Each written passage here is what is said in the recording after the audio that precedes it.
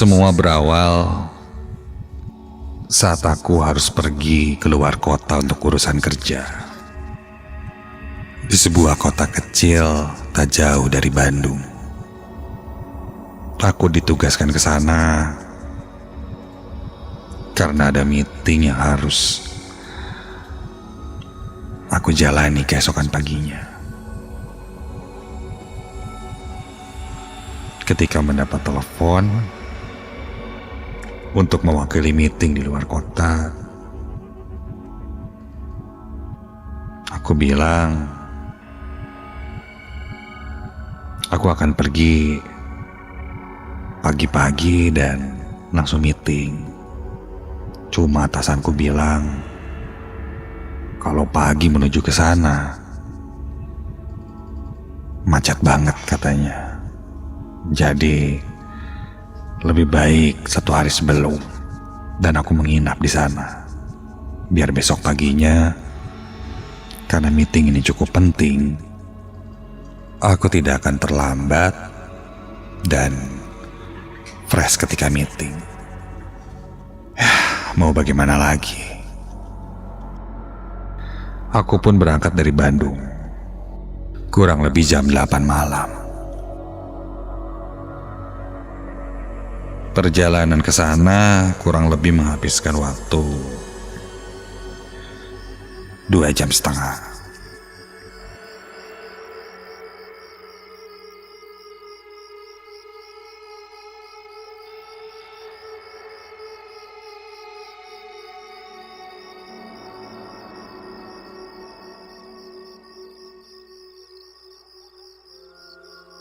Dan ketika sampai,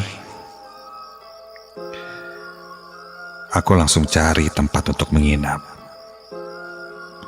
Awalnya kupikir gampang cari tempat menginap. Tapi ternyata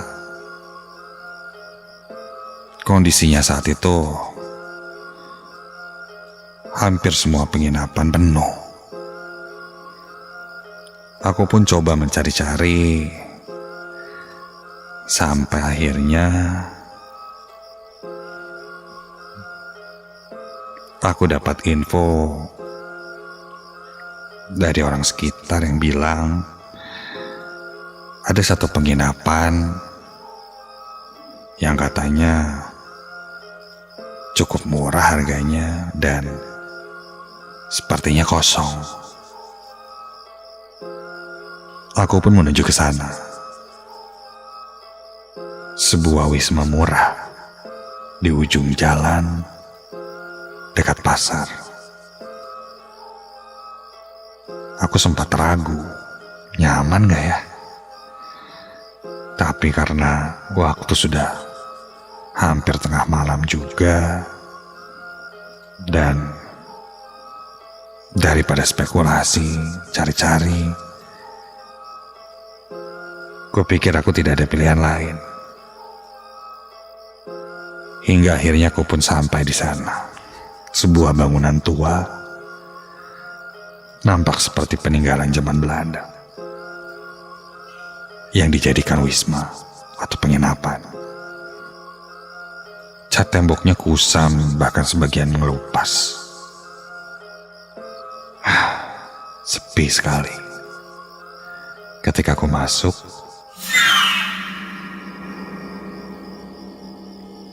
di lobi ada seorang wanita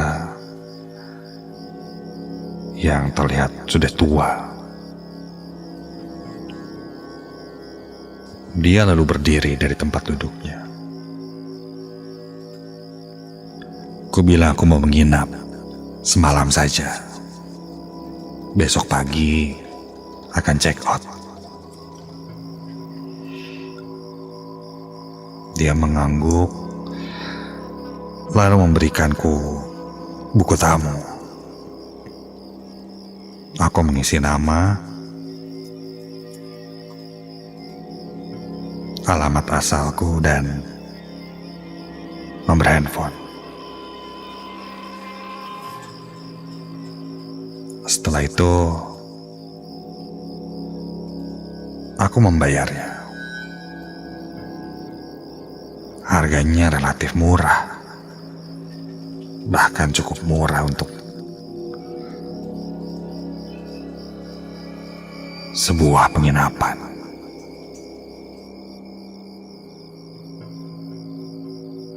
Ibu itu berkata, di sini tidak ada sarapan dan kamar mandinya tidak ada air panas. Aku mengangguk, tidak apa-apa kataku, karena memang hanya untuk tidur. Dia lalu memberikanku kunci. Ketika itu kulihat kunci kamar bernomor 7. Lalu tangan ibu itu mengisyaratkan aku untuk masuk ke dalam. Dan dia bilang kamarnya berada di ujung lorong. Aku sempat menengok ke arah lorong. Sepi banget.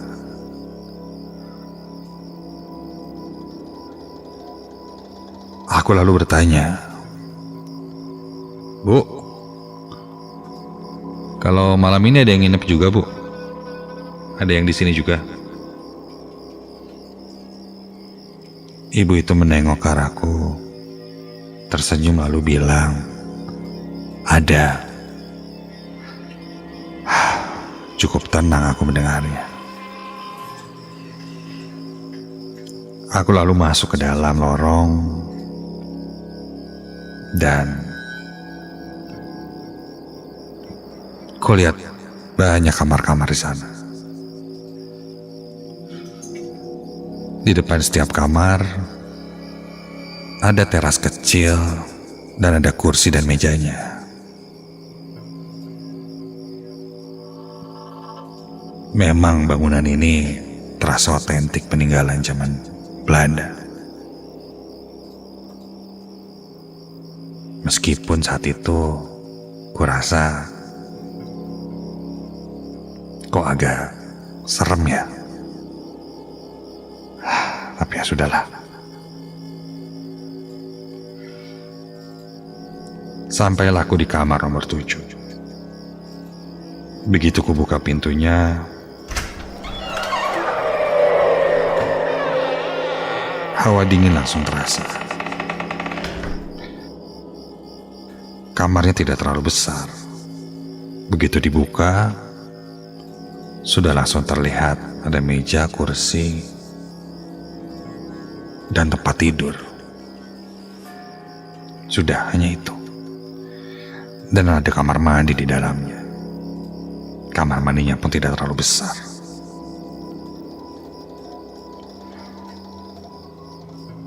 Oh iya, satu lagi.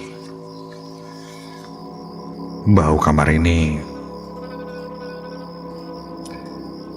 terasa sangat khas, seperti bangunan lama dan cukup lembab. Aku kesampingkan pikiran-pikiran anehku dan berusaha untuk positif, istirahat, dan meeting besok paginya. Yang penting bisa tidur. Tapi kenyataannya sulit sekali untuk terlelap.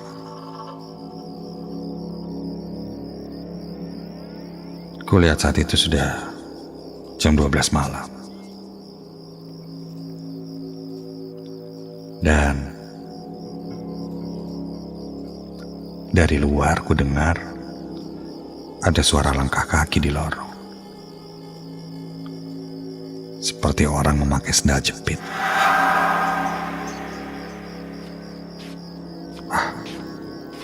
Mungkin ada tamu yang lain kali ya. Suara langkahnya melewati kamarku. Lalu tidak terdengar lagi.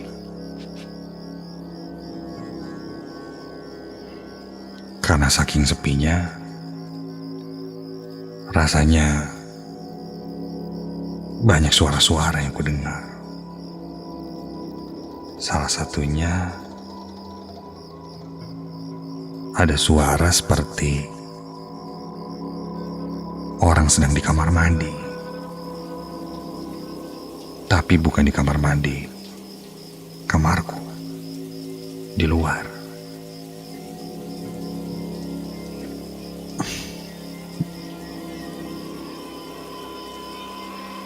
Penasaran aku keluar dari kamar. Kulihat, ternyata memang ada kamar mandi. Ya mungkin ada beberapa tipe kamar yang tidak ada kamar mandinya dan memakai kamar mandi umum. Orang tadi ke kamar mandi kali ya.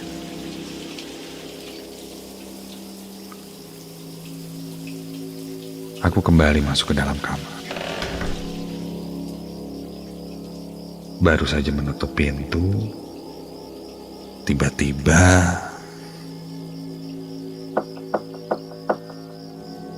pintu kamarku diketuk. Refleks aku membuka pintunya. Dan ketika aku buka, aku melihat seorang lelaki tua sudah membungkuk berada di depan pintu kamarku. Entah dari mana munculnya. Perasaan tadi pas dibuka nggak ada siapa-siapa. Jangan-jangan ini yang tadi jalan kali ya. Aku pun bertanya padanya. Ya, kumaha bah? Ada apa bah? Ada perlu? Dia tidak bicara. Hanya terdiam, membungkuk, sambil melihat kiri dan kanan.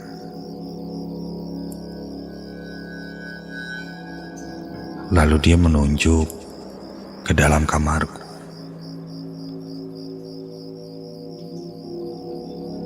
Tepatnya ke langit-langit kamar yang saat itu kulihat ada ventilasi udara sepertinya di situ. Bolong.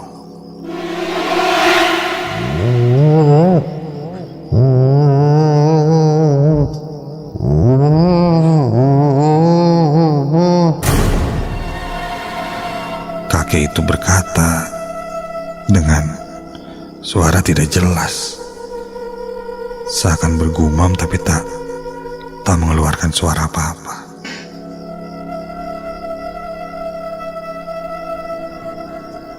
Maksudnya apa ya, bah? Lalu abah itu terdiam dan pergi. Dia berbelok ke lorong lain dan hilang dari pandanganku.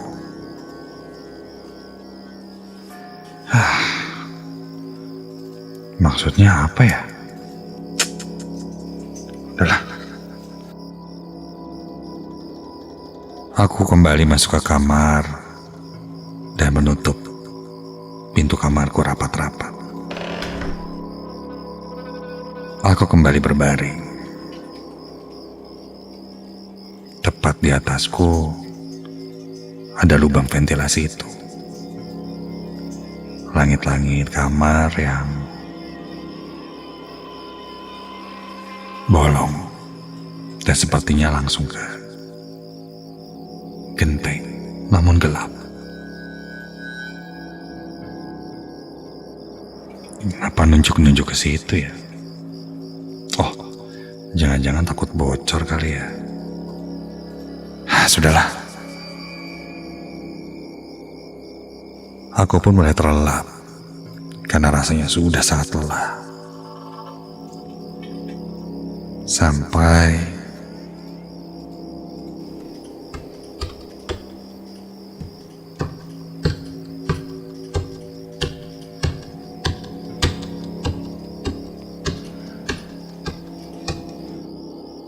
aku mendengar sesuatu sangat mengganggu,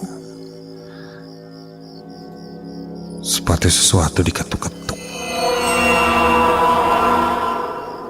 Perlahan aku buka mataku, dan begitu terbuka,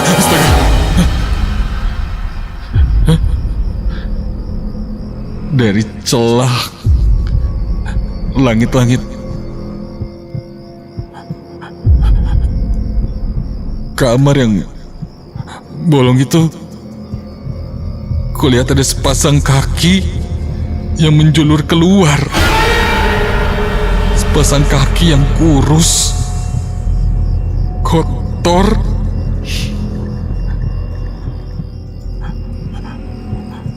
dan menjulur keluar seakan-akan ada yang duduk di balik langit-langit kamarku itu.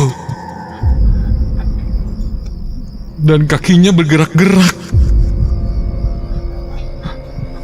Bergerak-gerak seperti digoyang-goyangkan.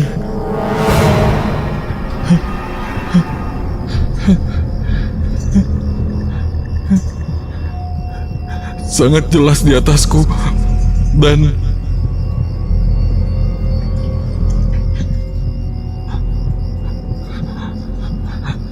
badanku terus mematung melihat kaki itu. Sampai dari kegelapan mulai terlihat muncul sebuah wajah. Sebuah wajah diiringi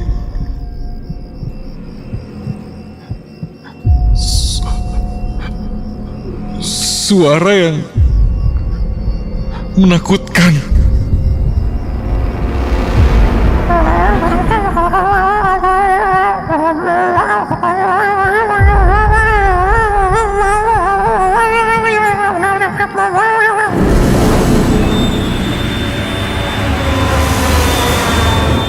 Begitu wajahnya muncul, seketika dari lubang ventilasi itu terurai rambut hitam yang panjang, bahkan menutupi kaki yang sedang menjulur keluar. Kini cukup jelas terlihat wajahnya. Pucat dengan lidah yang menjulur keluar.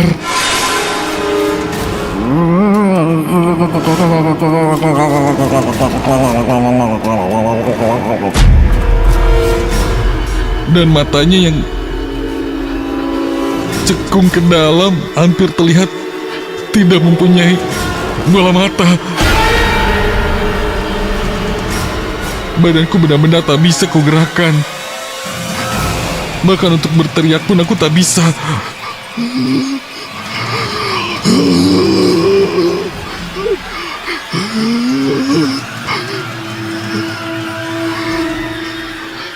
Dan tiba-tiba sosok itu menjatuhkan diri dari lubang ventilasi itu. Seketika itu juga aku bisa gerakan badanku dan langsung loncat dari tempat tidur keluar dari kamar.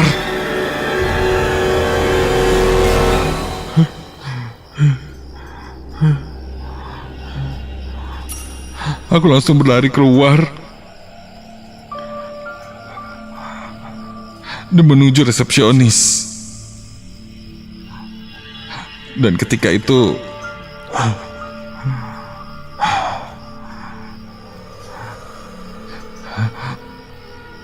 penjaga penginapan itu tidak ada.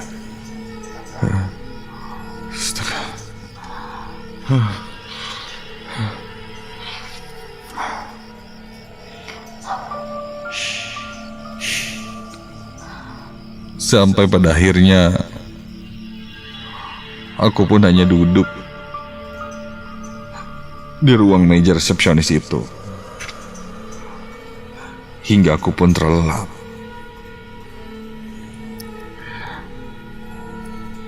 Barulah keesokan paginya aku terbangun karena dibangunkan oleh salah satu karyawan di sana yang sedang bersih-bersih.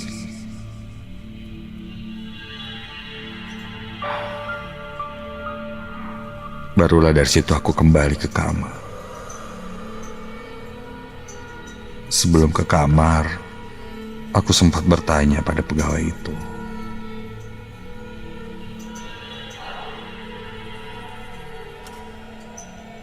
Kamar mana saja yang terisi? Dia bilang,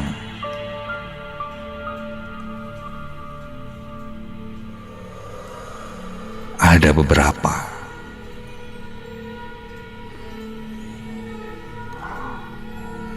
Tapi di area depan. Lanjut aku bertanya, apakah ada kakek-kakek yang menginap? Atau mungkin pegawai sini yang sudah berumur, agak membungkuk?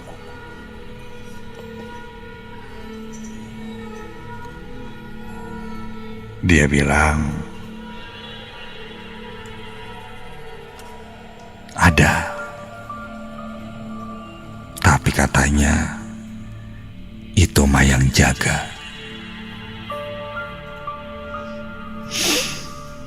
Oke. Mungkin aku mengerti maksud yang jaga dalam hal ini.